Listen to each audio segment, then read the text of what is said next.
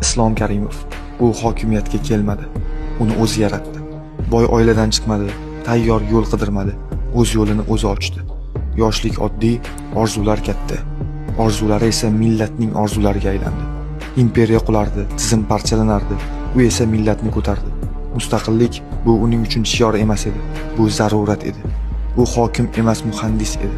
Davlatni xaritada emas, ongda chizdi. Poydevorni beton bilan emas, iroda bilan quydi. U so'z bilan emas, qaror bilan gapirdi. Qo'rquv ustidan kuch qurdi, vaqt ustidan tizim qurdi.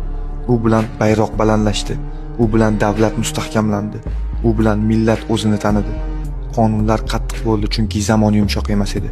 Har bir qaror sharoitga javob edi. 25 yil vaqt emas, bu avlodlarning ongiga yozilgan kod edi. U kodni u yozdi. Qon bilan, vaqt bilan, iroda bilan. U ketdi, lekin u yozgan kod ishlashda davom etmoqda. Maydonlar, bayroqlar, qonunlar ular gapirmaydi, lekin seziladi.